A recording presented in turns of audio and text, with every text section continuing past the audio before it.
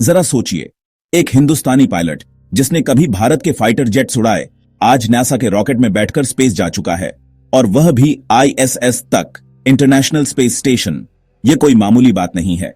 एक सपना जो कभी टीवी पर कार्टून्स या साईफाई मूवीज तक सीमित था, आज एक रियलिटी बन गया है। ये एक जीती जागती सच्चाई है, लेकिन ये सिर्फ एक स्पेस जर्नी नहीं है।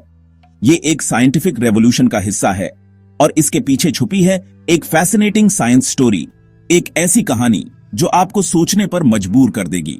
इस वीडियो में हम सिर्फ एक एस्ट्रोनॉट की कहानी नहीं बताएंगे, हम जानेंगे शुभांशु शुक्ला का सफर कैसे बना साइंस की मिसाल, एक्सियम 4 मिशन के साइंटिफिक गोल्स क्या है, नासा और इसरो के फ्यूचर प्लान्स क्या सिग्नल कर रहे हैं, और इस मिशन का भारत के लिए क्या मतलब है। ये सब कुछ हम गहराई से समझेंगे। So if you're a science enthusiast, buckle up, क्योंकि ये वीडियो आपको स्पेस के अंदर ले जाएगी, लिटरली और साइंटिफिकली। तो चलिए इस रोमांचक सफर पर साथ चलते हैं। पिक्चर दिस, एक यंग लड़का जिसे बचपन से एयरक्राफ्ट्स पसंद थे, जेट की गति, कॉकपिट का कंट्रोल और स्काई की फ्रीडम, सब कुछ उसके सपनों में था। आसमान की ऊंचाइयों को छूने का उसका एक अटूट सपना था, एक ऐसी दुनिया जहां सीमाएं बस एक भ्रम थीं। उसी लड़के का नाम था शुभांशु शुक्ला। इंडियन एयरफोर्स में फाइटर पायलट बने, लेकिन उनका मन सिर्फ हवाओं तक नहीं रुकता था। उनका गोल था बियॉन्ड द स्काई, सितारों से भी आगे। 2018 के आसपास उन्होंने एस्ट्रोनॉट ट्रेनिंग के लिए क्वालिफाई किया। नासा के जॉनसन स्पेस सेंटर में इंटेंस ट्रेनिंग शुरू हुई, zero gravity, under water space walk drills, survival missions, और फाइनली एक क्रू सीट ऑन एक्सियम 4। यह उनके वर्षों की मेहनत और लगन का फल था। यह उन लोगों के लिए एक मिसाल है जिन्होंने साइंस को पैशन बनाया है।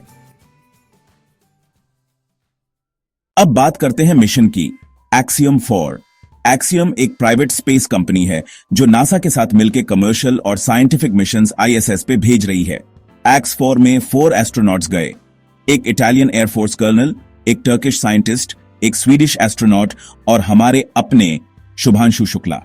This mission was launched by a SpaceX Falcon 9 rocket from the Kennedy Space Center in Florida, USA. And guess the destination?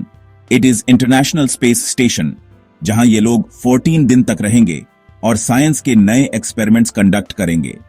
But here's the exciting part. उनका काम सिर्फ स्पेस टूरिज्म नहीं है, it's cutting edge science.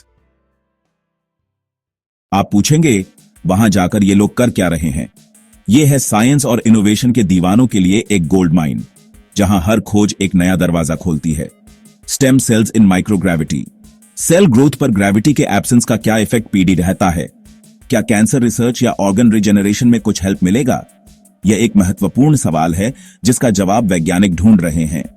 Space radiation on human body, long duration astronauts पर radiation का impact study किया जा रहा है, क्योंकि फ्यूचर मार्स या मून मिशन के लिए यह डेटा प्राइसलेस होगा और हमें अंतरिक्ष के खतरों से बचाएगा।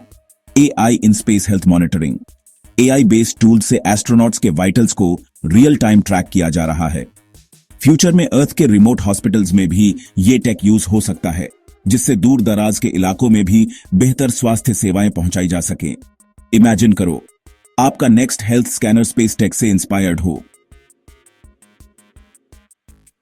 और ये सिर्फ शुरुआत है, अंतरिक्ष में खोजे गए आविष्कार धरती पर भी क्रांति ला सकते हैं। शुभांशु का नासा मिशन सिर्फ एक पर्सनल विक्ट्री नहीं है, ये एक देश की कैपेबिलिटी का प्रूफ है। इसरो और नासा के बीच टाई अप्स अब फास्ट ट्रैक पे हैं। इंडियन एस्ट्रोनॉट्स को नासा ट्रेन कर रहा है, आईएसएस पर फ्यूचर जॉइंट मिशंस के प्लान्स बन रहे हैं, और हो सकता है कि 2030 के बाद एक इंडियन एस्ट्रोनॉट मून बेस पर भी दिखे। गगनयान अब सिर्फ एक शुरुआत है। India wants to be at the space table. Shubhanshu जैसे लोग एक रिमाइंडर हैं, साइंस बोरिंग नहीं है, साइंस थ्रिलिंग है, डेंजरस है, पोएटिक है। अगर आप स्पेस के दीवाने हो, अगर आपको लगता है कि DNA, gravity and time relation जैसे कॉन्सेप्ट्स दुनिया को समझने का असली रास्ता है, तो यह कहानी आपके लिए है। Be the curious one, be the next problem solver, be the Shubhanshu. अगर आपको लगा यह कहानी इंस्पायरिंग थी, तो एक लाइक जरूर करो। कमेंट में लिखो स्पेस साइंस FTW। अगर आप भी आईएसएस जाना चाहते हो एक दिन, सब्सक्राइब करो ऐसे और साइंस स्टोरीज के लिए जो सिर्फ इंफॉर्मेशन नहीं, इमेजिनेशन भी जगाएं।